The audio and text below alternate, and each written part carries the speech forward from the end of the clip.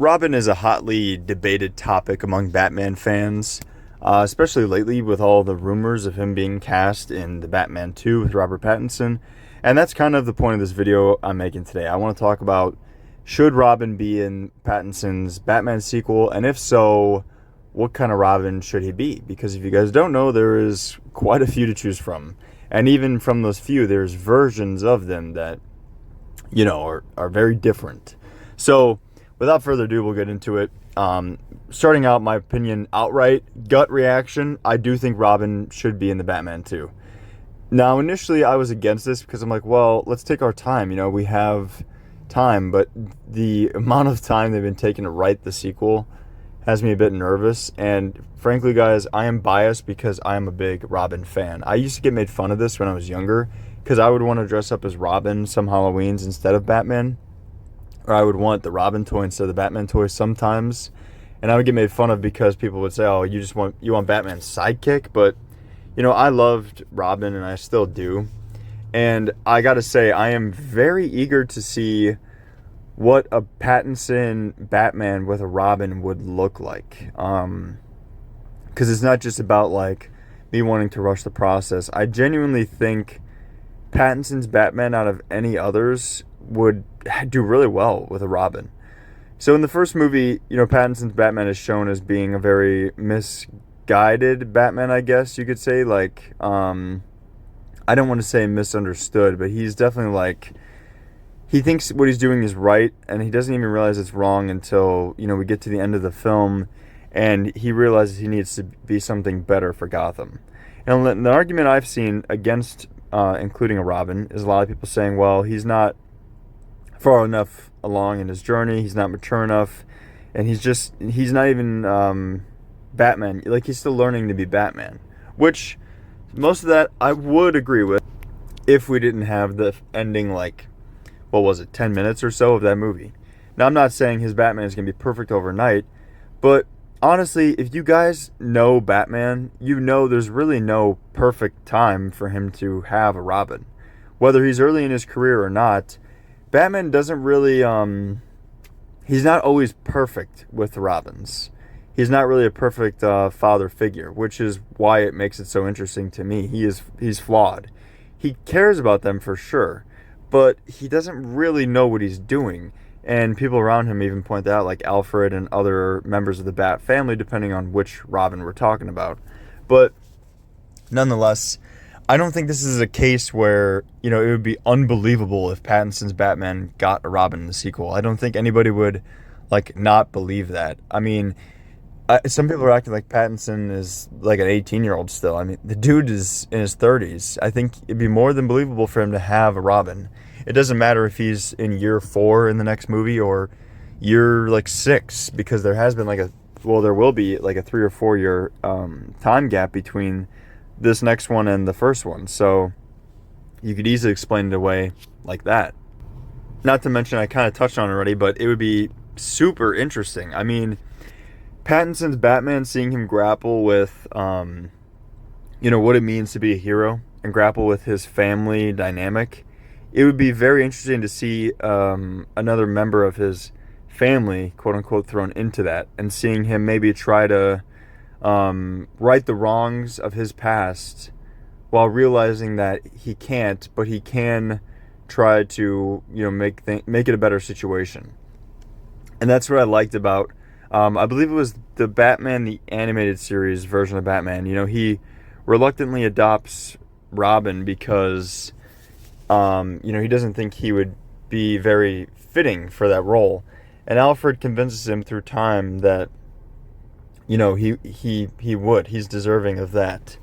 And I just really like the dynamic of Bruce trying not to make the Dick Grayson Robin a Robin. He doesn't want him involved in that life, so he tries to hide his identity.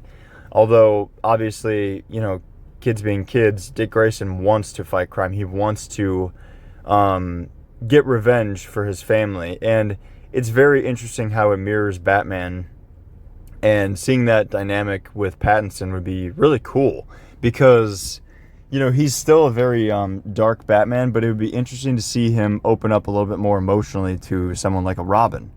Now, that's just my opinion.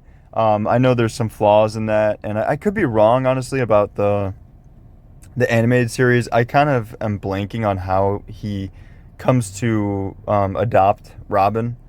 But either way, I just think it would be a very fun way to add to the sequel and add to this world, because I'm one of those people. I don't want to have my movies limited by certain things. Like, some people are just talking about how, well, the first movie he was such a fresh Batman, but like, I mean, Christian Bale, for example, his Batman movies, they had such a time jump between the second and third that he was a retired Batman. And in my opinion, by the end of the second one, he was kind of in his prime. So you could easily do, time jumps like that without retiring Pattinson's Batman. It's not like, no one's saying he has to just like go in the shadows. I just think seeing Pattinson's Batman with a young protege would be a lot of fun, because I just want to see how that interaction would go. Now, that being said, saying we're gonna just go that way, let's say hypothetically we do, or they do. The question then becomes, which Robin do you choose? Because there's many versions. There's Jason Todd, Tim Drake, Damian Wayne, even people like Stephanie Brown, Carrie Kelly, and of course Dick Grayson. Now, I thought about this a lot, and the thing with Robins are, like, Batman fans especially are very passionate, like most comic book fans, but especially about the way certain characters' backstories are done.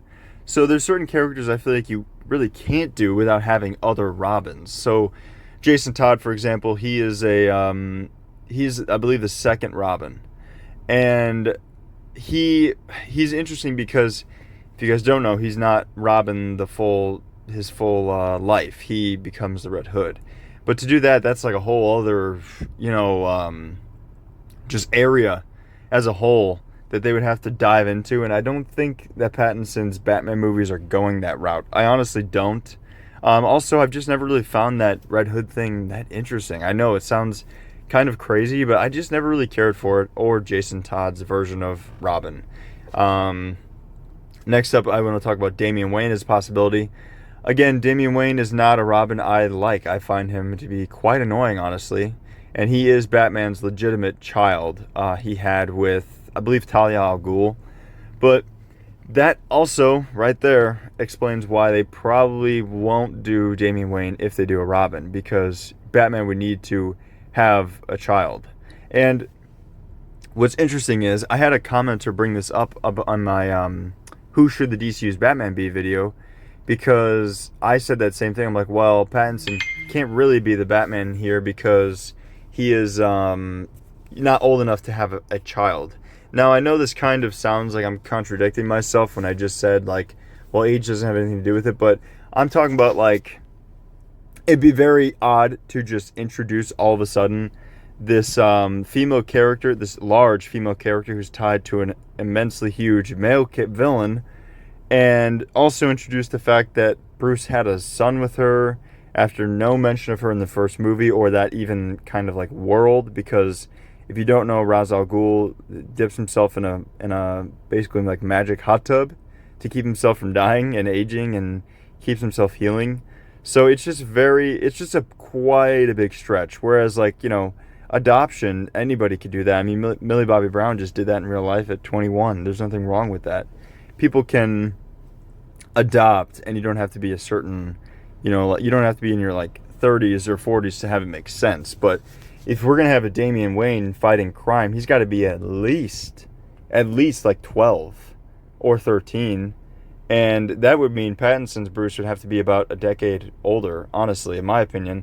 And not, like I said, all the logistical problems comes with that too, of like, where has this stuff been? Why was this not in the story until now? All this, all this stuff. So I don't think Damian Wayne would be a really good choice either. Carrie Kelly is another option, but this is an interesting one because it's from Frank Miller's Dark Knight trilogy. It's like a graphic novel trilogy.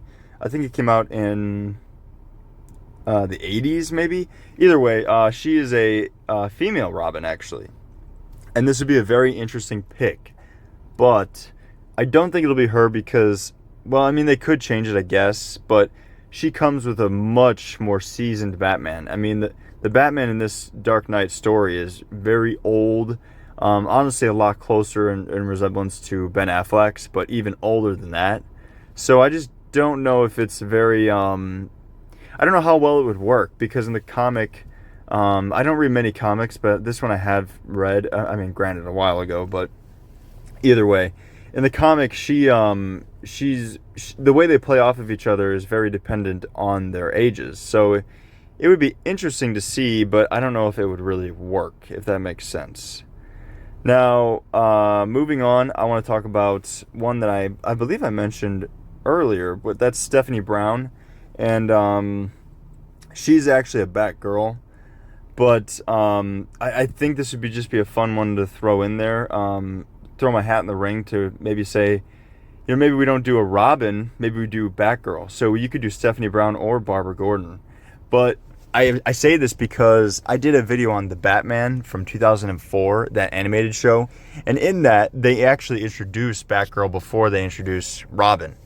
And this was a very controversial decision at the time, but it's one that I really like because it kind of just feels pretty organic, honestly, like an older sister raising a younger brother, where Robins usually have a lot of sass, so that way when a Robin dishes it, Batgirl will be there to kind of throw it back in their face, be like, shut up, you little twerp, or like keep him in check a little bit, while still, of course, giving Batman his fair share of headaches. But I don't know, just a fun little side note I wanted to go off on was, maybe Batgirl will be a fun option to do first. Who knows? I mean, it might be interesting, but that would also come into some, like, if you do Barbara Gordon, that might come into the issue of like, well, why didn't James Gordon mention Barbara? But oh well, we could worry about that later. That's just a little side tangent I wanted to touch on. Next up, I got Tim Drake. I wanted to talk about. So he was actually a Robin for a long time. Some of these, most of these Robins aren't Robins for very long. Either they die or, they take on another persona. But now he's a very like natural detective, I guess, and he's very talented with like tech. So from what I understand, he's pretty beloved within the fan base, and he's one that kind of stuck around the mantle of Robin longer because Dick Grayson and Jason Todd outgrow, I guess you could say, the mantle.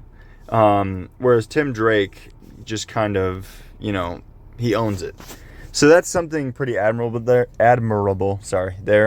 And he is definitely Robin you could do. I don't think it's very essential, like when he's introduced, in my opinion.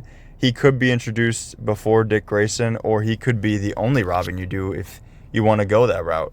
Because Dick Grayson's Robin has gotten the most love, undoubtedly, in most mediums. Now, with that being said, I want to talk about Dick Grayson's Robin, because honestly, guys, this is my pick. I am very biased. Dick Grayson has always been like my Robin. He was my Robin when I was a child. I loved the Teen Titans version, the animated version.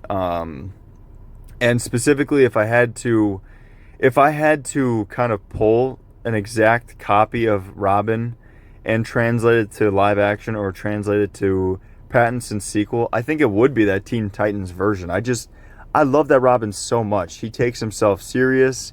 He is a detective. He is a martial artist. He is a protector, and he's still got some youth to him where he messes up. And I just really think he's a really interesting version of Robin. He's always stuck out in my head as like the Robin. So that's definitely the version I would go with. But yeah, honestly, I would pick Dick Grayson just because he is the original and the most popular version, and for good reason. Dick Grayson is a very interesting one. As I mentioned earlier, I think his story specifically mirrors Batman's so much, especially with how certain versions depict his backstory, with his parents being killed by the Penguin during their trapeze show because they owed him money or something, or just his parents being killed at their trapeze show by somebody and him wanting that revenge and seeking it. and only learning through Batman that revenge is not the way, and it won't bring them back or make him feel better. And there's a lot of fun stuff you could do there with this specific version of Robin and Pattinson's Batman. And you could have him grow with Batman, and the best part, you could also make him Nightwing and then bring in more Robins. So you could have the best of both worlds here, where you get a Robin and then you could just keep cycling them out, as you could do multiple Robins if Pattinson does these movies long enough. Now, the issue that comes into play here is, I don't know if Reeves will even be allowed to do a Robin given James Gunn's DCU. I know there's been certain characters within these studios that people are told not to use, like for the Penguin, what was it? Harley Quinn, Birds of Prey, I think was going to make Penguin the villain, but they were told not to because Reeves said he was, doing his thing with that. So they had to use Black Mask. So if something like that comes into play, this could switch everything up. But for now, if this were just my general wish list, being completely just fantasizing about it, that'd be my pick. The Teen Titans cartoon version, specifically, of Dick Grayson Robin for Pattinson's Batman. That is my dream right there. So that's pretty much all I have to say about this. I don't want to ramble on too long, but I want to know what you guys think down below. Do you like my pick for the Robin and this specific version? If not, what would you pick? Would you pick a different Robin entirely, or just a different version? Also, do you even think Robin should be in Pattinson's Batman? Now, remember in the comments, this video is just my opinion. It's kind of, just something that I think, so I'm not trying to force anybody to think the same way. I feel like that kind of goes without saying, but I figured I would just throw it in here at the end. That's about it, though. If you guys stuck around this long and listened to me babble on, I do appreciate it. I value your time very much, and I'm glad that you choose to spend it here with me. So until next time, guys, I'll see you in the next one.